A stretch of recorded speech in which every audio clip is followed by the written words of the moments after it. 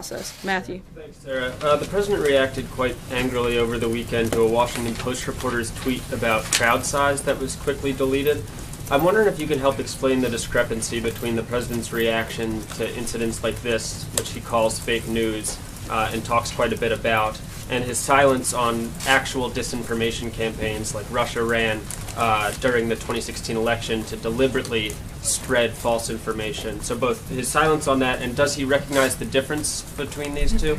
Difference, look, the president's simply calling out a very direct and false accusation lodged against him. There was nothing more than an individual trying to put their bias into their reporting, and something that frankly has gotten a little bit out of control. We've seen it time and time again over the last couple of weeks. A number of outlets have had to retract and change and rewrite and make editor's notes to a number of different stories, some of them with major impacts, including moving markets. This is a big problem, and we think it's something that should be taken seriously.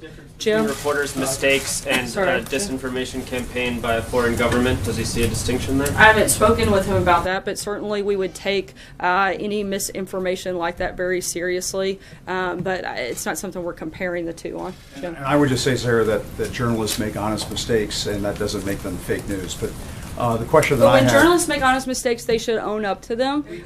Sometimes, and a lot of times you don't. But there's a difference. There's a very big... I'm sorry, I'm not finished. There's a very big difference between making honest mistakes and purposefully misleading the American people, something that happens regularly. You can't say, I'm not done. You cannot say,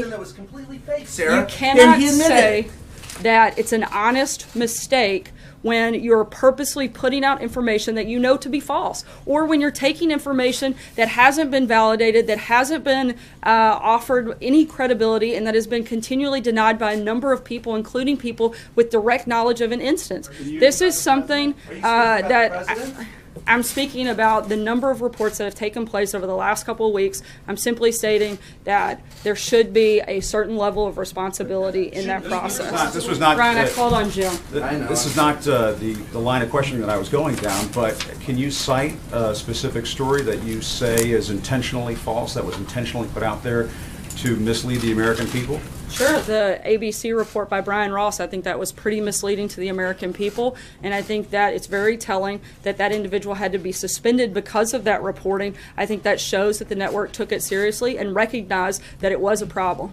Sarah, Jim? if I may, though, I was going to ask a question about something Well, else. you used it on something else. Sarah, if I may, Sarah, I think we're it's going to keep moving, guys. if I can ask about the other president's accusations. I'm moving that to have a been different leveled Jim. against I'm him. sorry. I know, but I didn't get a chance to ask the question that I wanted to ask, which is, Jim. can you just say once and for all whether these Jim, I'm going to say once and accusations- for all that I'm moving on to Jim Stinson, and I'm not taking another question from you at this point.